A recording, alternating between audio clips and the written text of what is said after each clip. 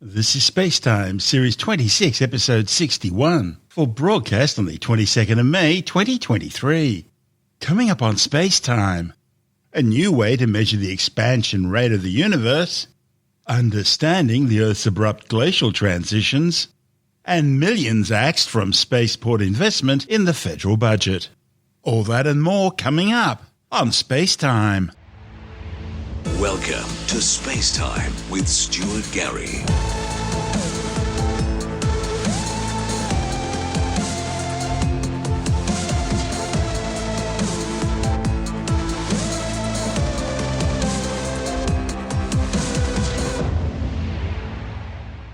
Astronomers have developed a new way to determine the Hubble constant, a key measurement of the universe's rate of expansion. The cosmos and everything in it is expanding out from the Big Bang, which began about 13.82 billion years ago.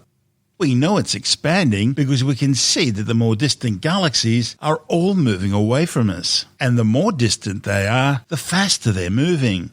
It's a quantity astronomers refer to as redshift, and the number is the Hubble constant. It's named after Edwin Hubble, who first realized the universe was expanding. And it's important because it will help scientists determine the ultimate fate of the universe.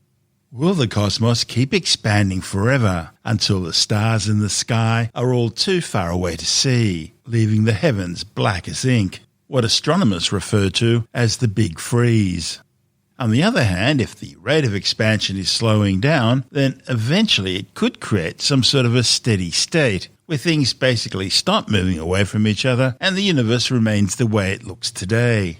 Or will the universe's rate of expansion eventually stop, with gravity taking over and then slowly drawing everything back together again in a sort of big crunch? And so, you see, knowing the Hubble constant and how it changes over time really is important for answering one of science's biggest, if not the biggest question of all. What is our ultimate fate? The problem is, measuring cosmic distances, and hence the rate of expansion of the universe, is really difficult. Now, thanks to data from a magnified multiply imaged supernova, astronomers have successfully used a first-of-its-kind technique to measure the expansion rate of the universe. Their data provides new insight into a long-standing debate in the field of cosmology, and it could help scientists more accurately determine the universe's age and therefore better understand the cosmos. The work has been divided into two papers, one published in the journal Science and the other in the Astrophysical Journal. Right now in astronomy, we have two precise measurements for the expansion rate of the universe, the Hubble constant. One version is calculated by observations of supernovae, while the second uses the cosmic microwave background radiation that began to stream freely through the universe shortly after the Big Bang. However, there's a problem. You see, these two measurements differ by about 10%, and that's causing widespread debate amongst physicists and astronomers. Now, if both measurements are accurate, it means science's current theory about the makeup of the universe is incomplete. The study's lead author, Patrick Kelly from the University of Minnesota, says if the new independent measurements confirm this disagreement between the two measurements of the Hubble constant, it would become a chink in the armor of science's understanding of the cosmos. Kelly says the real question here is whether or not there's a possible issue with one or both of the measurements. The work by Kelly and a huge team of international colleagues addresses this problem by using a new, completely independent and different way to measure the expansion rate of the universe. Instead of supernovae and cosmic background radiation, the authors were able to calculate the value using data from a single supernova discovered by Kelly in 2014. But this was a special supernova. It was the first example of a multiply imaged supernova, meaning the telescope captured 4 different images of the same cosmic event. After the initial discovery, teams around the world predicted that the supernova would reappear in a new position in 2015, and the University of Minnesota team detected this additional image. Now, the reason these multiple images appeared was because the supernova, they're exploding stars by the way, was gravitationally lensed by a galaxy cluster in front of it. It's a phenomenon first proposed by Albert Einstein in his theory of general relativity. Space-time causes mass to bend light.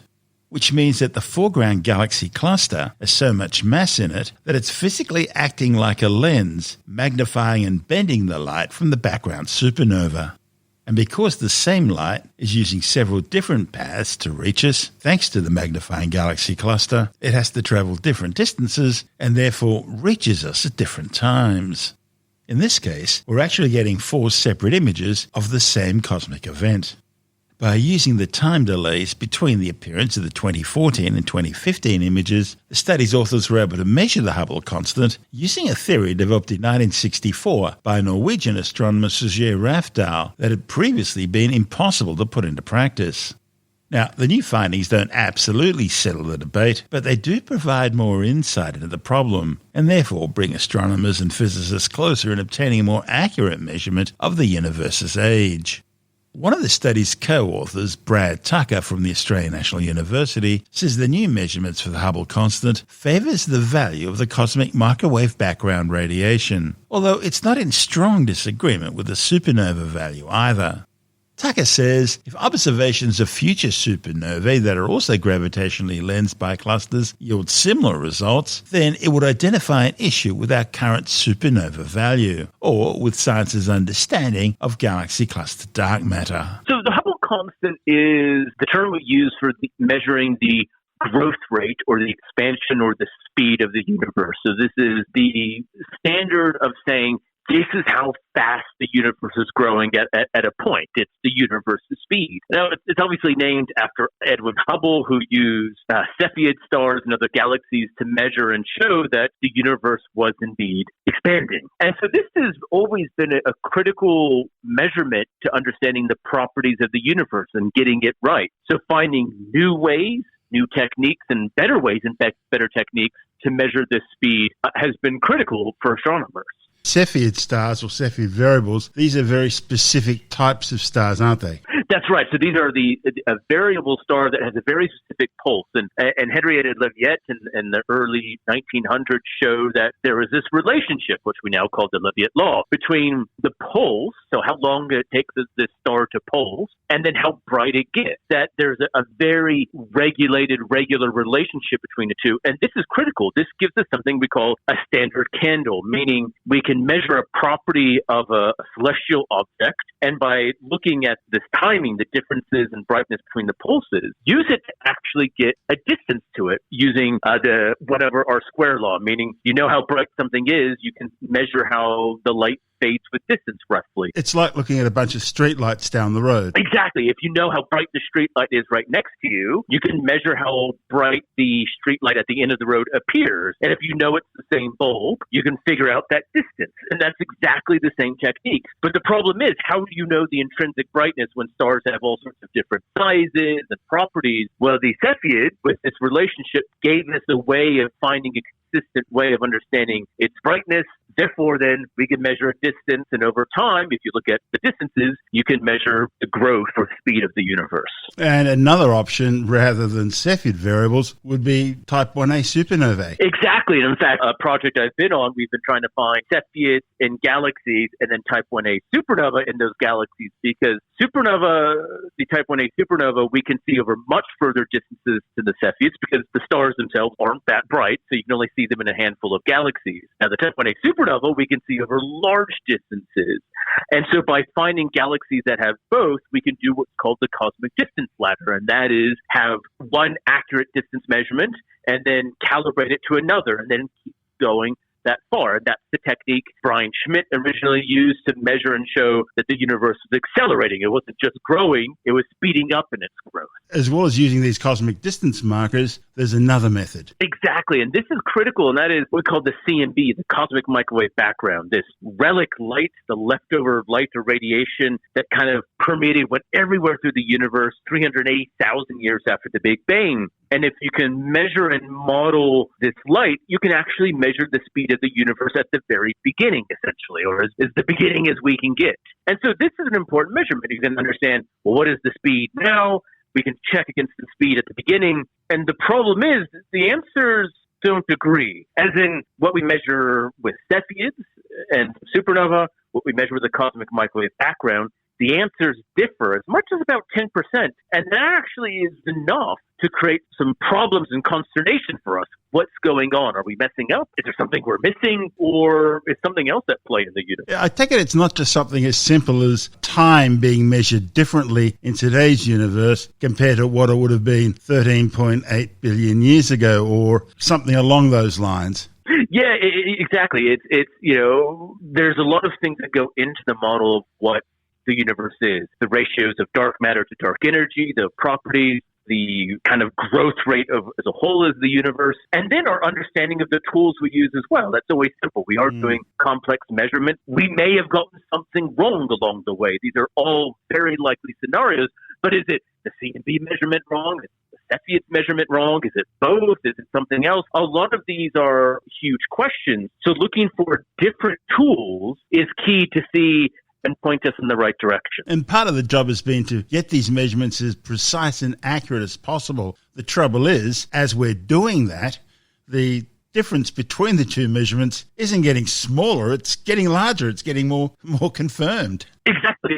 In the Hughes project I was on, when we did improve the Cepheid supernova measurement, the answer didn't change. It was just the uncertainty, as you said. So it got stronger, this difference. So when we keep finding better ways of improving these measurements, understanding what errors or problems may go in and fixing them, the answers aren't budging, just our uncertainty is getting smaller. Now, the uncertainty getting smaller and the error getting smaller is a good thing, but the fact that these answers aren't getting closer together is leading to the idea more and more that maybe something else is at play. So how do these new independent measurements fit in? Yeah, so with this new technique, we looked at one particular supernova Russell. Now, this was really cool because this supernova exploded, or we detected its explosion back in 2014, but it happened to be behind a cluster of galaxies. And as Einstein's predictions say, something called gravitational lens happening, meaning if you have a lot of mass in an object or an area, which is a lot of gravity, that gravity can bend and magnify light. Now, the great thing about it was the supernova happened to happen behind this area. So instead of seeing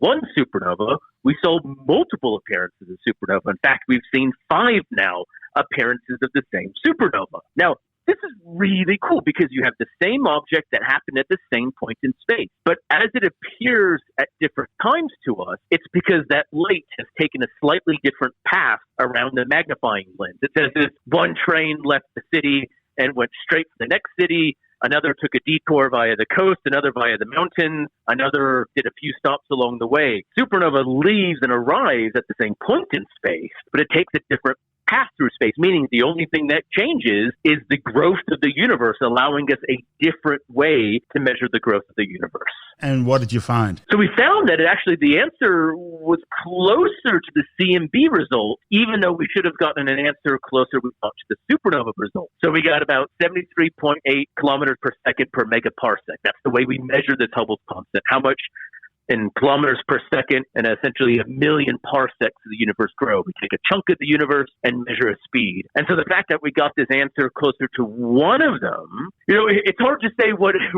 the meaning. It's one of those things you would like it to say, hey, we clearly understand now what's going on. We don't.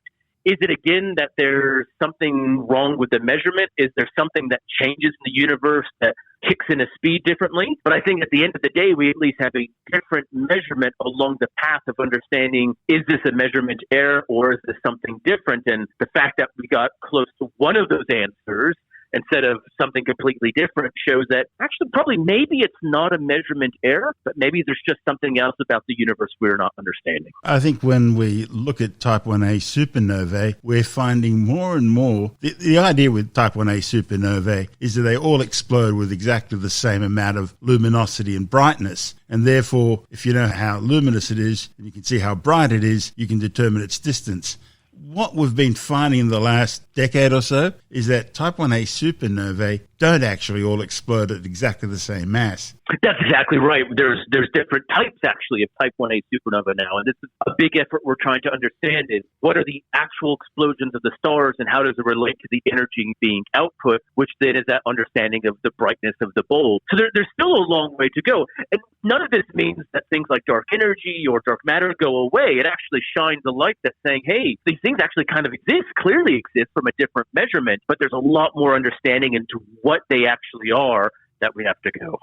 What do you draw out of this? How has this changed you in your view of the universe? I think the cool thing is that every time we get one of these measurements, it's not a straightforward case of understanding it. And this is the beautiful thing, I think, about cosmology, the study of the universe as a whole. It's very unique compared to every other science. We have one of them. Right? Even stars, we have trillions of stars in the universe. We have trillions of galaxies, even more planets. We have one universe, at least, that we know of. And so a lot of our understanding and modeling is quite interesting because in some ways, we may be understanding the properties of what a universe could be, but it doesn't mean that's what our universe is, or vice versa. In our understanding of what our universe actually is, maybe universes can come in different shapes and sizes and flavors. And so this is a beautiful thing of studying the properties of the universe, is that it's a very different way of thinking scientifically than, say, any other field, even other aspects of astrophysics. That's Brad Tucker from the Australian National University. And this is SpaceTime. Still to come, understanding the Earth's abrupt glacial transitions and millions axed from spaceport investment in the federal budget. All that and more still to come on SpaceTime.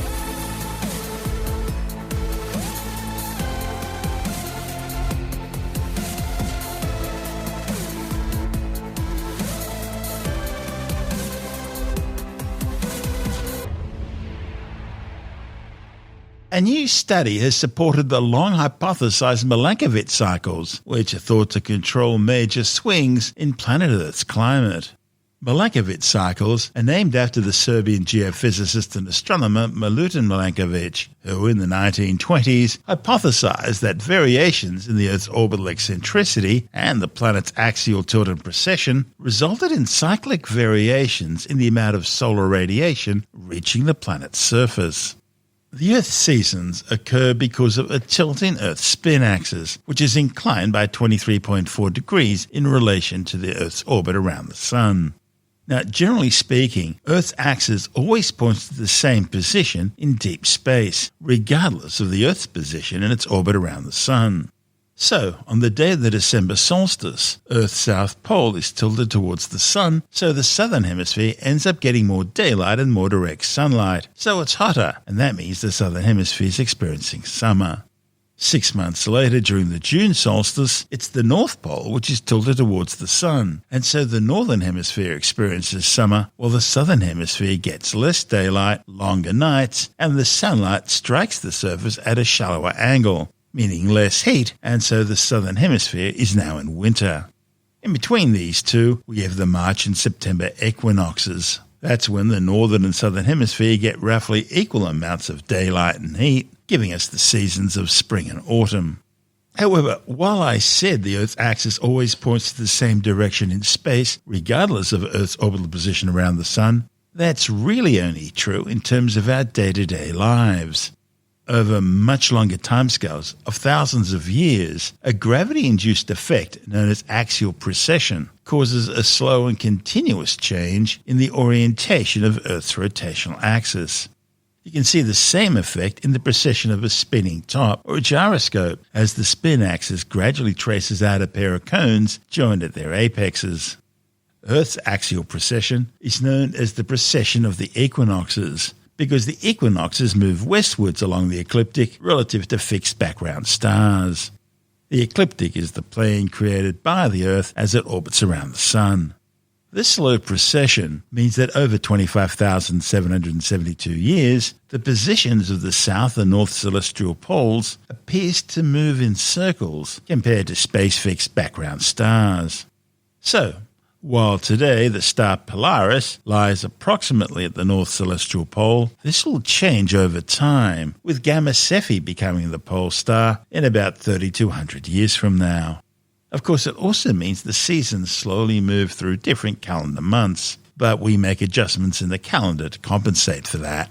And like axial precession, Earth's orbit also changes gradually over time, getting more or less elongated, meaning changes in perihelion and aphelion, when the Earth's at its nearest and most distant orbital positions from the Sun.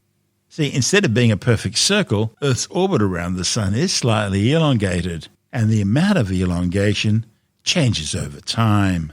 In fact, even the tilt of Earth's spin axis changes over thousands of years. Right now it's 23.4 degrees. But in the past it's been both much more than that and far less. Proxy data, that's indirect records of the Earth's climate found in unlikely places like coral, pollen, trees and sediments, show interesting oscillations approximately every 100,000 years, starting about 1 million years ago. Strong changes in global ice volume, sea level, carbon dioxide concentrations, and surface temperature all indicate cycles of long, slow transition to glacial periods and then abrupt switches to a normal and short interglacial period. This idea suggests there may be some sort of predictability in the long-term climate, a notoriously complex system. Now, a report in the journal Chaos proposes a new paradigm to try and simplify the verification of the Milankovitch hypotheses. The study's lead author, Stefano Perini from the Parthenope University of Naples, says he wanted to characterize and illustrate the Milankovitch hypotheses in a simple, elegant, and intuitive way. Many models suggest that Milankovitch is correct. However, such methods are often extremely complicated and detailed, hard to explain, and they incorporate climate feedback loops. For example, increased ice cover reflects more radiation back into space. That leads to further cooling and more ice cover. And this means an abrupt jump in climate only occurs once a specific parameter reaches a given tipping point. Perini's so-called deterministic excitation paradigm combined the physics concepts of relaxation, oscillation, and excitability to link Earth's orbital parameters and the glacial cycles in a more generic way. The relaxation-oscillation component describes how the climate slowly returns to its original glacial state after it's been disturbed. At that point, the excitability piece of the model captures the external orbital changes and triggers the next glacial cycle. By using his own threshold crossing rules and adapting a classic energy balance model, Perini obtained correct and robust timings for the most recent glacial cycles. In fact, it can explain the timing of at least the last 4 glacial terminations. Perini now plans on extending the same analysis to the whole Pleistocene epoch in order to determine its accuracy over longer timescales. He believes similar methods could be used in other fields of nonlinear science and in connection with other climate phenomena. This is SpaceTime. Still to come, millions quietly axed from spaceport investment in the federal budget. And later in the science report, the World Meteorological Organization says there's a 98% chance of setting a new global heat record in the next 5 years. All that and more still to come on SpaceTime.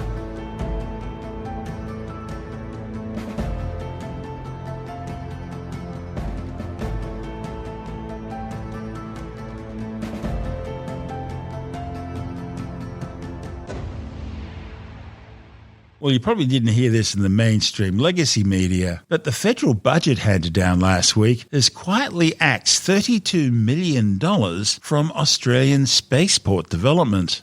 The cut by the Albanese government is part of $77 million which had been slashed from science, including a key part of Australia's involvement in the Moon to Mars Artemis program. Now, these are all crucial aspects of Australia's STEM, science, technology, engineering and mathematics future under the previous coalition government. The Australian Space Agency Spaceport Investment Program was designed to mimic similar projects overseas, allowing the nation to share in the multi-trillion-dollar global space industry which Australia helped pioneer over 60 years ago. Now, when the money was first allocated, ASA says that the funding would provide opportunities to advance technology and increase operational experience with multiple space flights from Australian soil. That funding would have helped Australia regain spaceflight qualifications, which it lost in the 1970s with the downgrading of the Woomera rocket range in outback South Australia from orbital flights to ballistic sounding rockets. Remember, at one stage, Woomera was the busiest spaceport in the world other than Cape Canaveral. Federal Labor Science Minister Ed Husak dismissed the funding cuts, claiming the projects simply don't align with the Albanese government's priorities.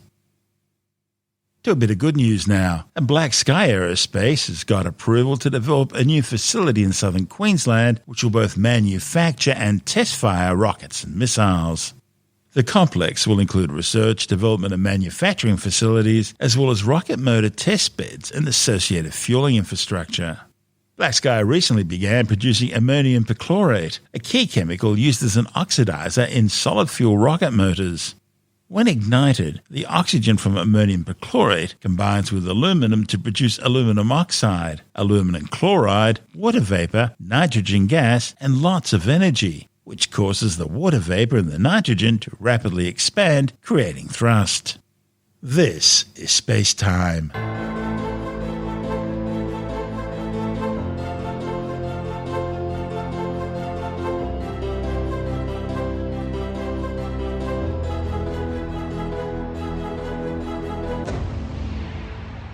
And time now to take a brief look at some of the other stories making news in science this week with a science report. The World Meteorological Organization is warning that there's a 98% likelihood that at least one of the next 5 years will be the hottest on record, thanks to the combination of El Niño and climate change. The latest global annual to decadal climate update also warns that there's a 66% chance that annual global surface temperatures will at least temporarily exceed 1.5 degrees Celsius above pre-industrial levels at least once in the next 5 years. Now, while that doesn't mean that we will permanently exceed the 1.5 degrees Celsius limit specified in the Paris Agreement, the World Meteorological Organization is still sounding the alarm that we will breach that 1.5 degrees Celsius level with increasing frequency. As well as spying on your every internet action and giving you search results which favour its own advertisers, a major study has confirmed that Google cannot be trusted on political issues.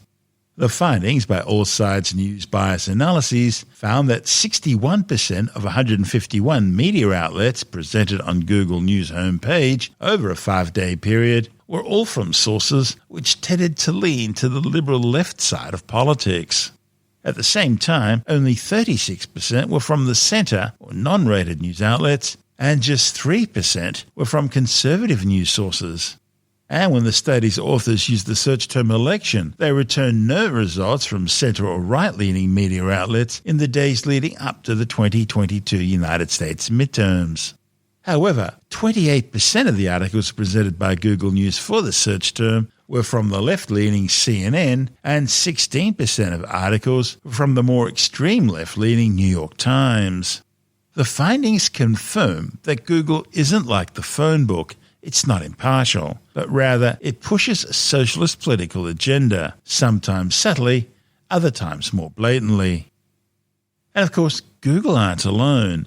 In a 2021 court case brought about by journalist Steven Stossel, Facebook admitted under oath that its fact checks were simply opinion. The court was told that fact checkers are not unbiased arbiters of the truth, they're simply useful distractions. Palaeontologists have described the new species of spinosaurid dinosaur discovered in Spain.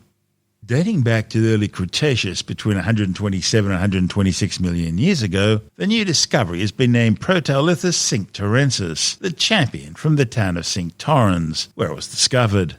The specimen, which is estimated to have been around 11 metres long, is based on fossil fragments including a right jawbone, a tooth, and 5 vertebrae. Spinosauroids comprise different groups of often semi-aquatic bipedal carnivores, some of which, such as the sailback Spinosaurus, grew larger than T-Rex. The new findings, published in the journal Science Reports, sheds new light on the origin and evolution of spinosauroids across what today is the Iberian Peninsula.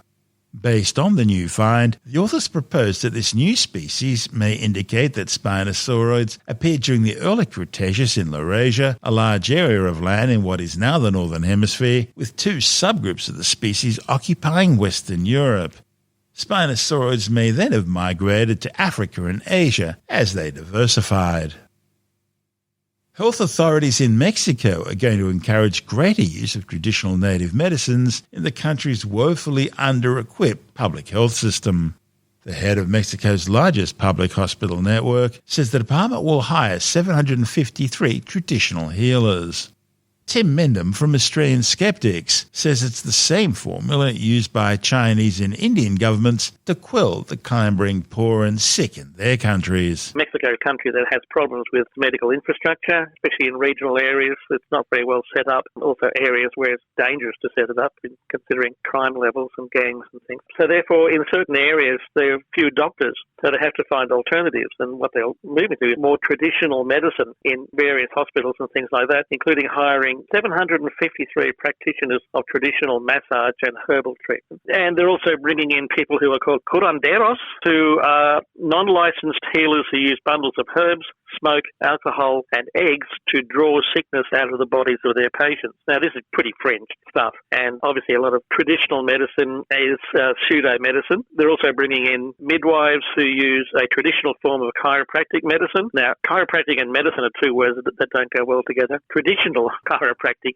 only goes back a couple of hundred years, so I'm not quite sure what traditional chiropractic is. Anyway, this is the sort of stuff they're saying they're bringing in under the approval of the President Obrador of Mexico, who's also the same person who claimed that he believes in mythical Mayan creatures. So there's a bit of a theme running here, which is rather concerning. But they're also bringing in doctors and things from Cuba. So really they're trying to pack out a very poor medical system, especially in regions and things, and they're using desperately anything, reverting to supposed traditional herbal cures and that sort of stuff. The same thing happened in China sort of way back when in the 40s or 50s, when their medical infrastructure was pretty poor, and they then, especially under Chairman Mao, promoted acupuncture as a medical treatment, mainly because there was a lot of people doing it. It was cheap, it was easy to do, and the medical system just wasn't set up to handle all the people who were coming in. So a lot of the promotion of acupuncture came out of a medical failing rather than a pro-acupuncture. Meanwhile, Mao and colleagues kept using modern Western medicines instead. That's right, yeah. I mean,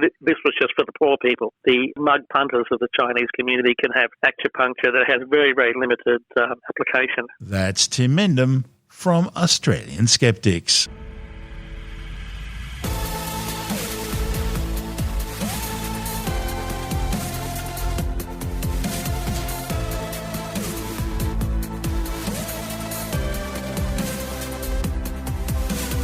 And that's the show for now. SpaceTime is available every Monday, Wednesday and Friday through Apple Podcasts, iTunes, Stitcher, Google Podcast, Pocket Casts, Spotify, Acast, Amazon Music, Bytes.com, SoundCloud, YouTube, your favourite podcast download provider, and from spacetimewithstuartgary.com. SpaceTime's also broadcast through the National Science Foundation on Science Zone Radio and on both iHeartRadio and TuneIn Radio.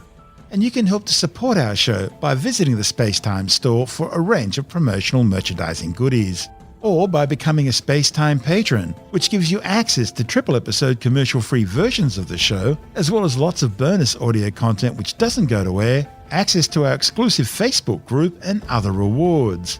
Just go to spacetimewithstuartgary.com for full details.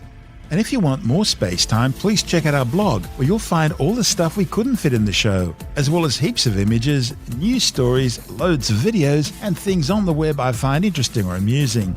Just go to spacetimewithstuartgary.tumblr.com. That's all one word, and that's Tumblr without the E.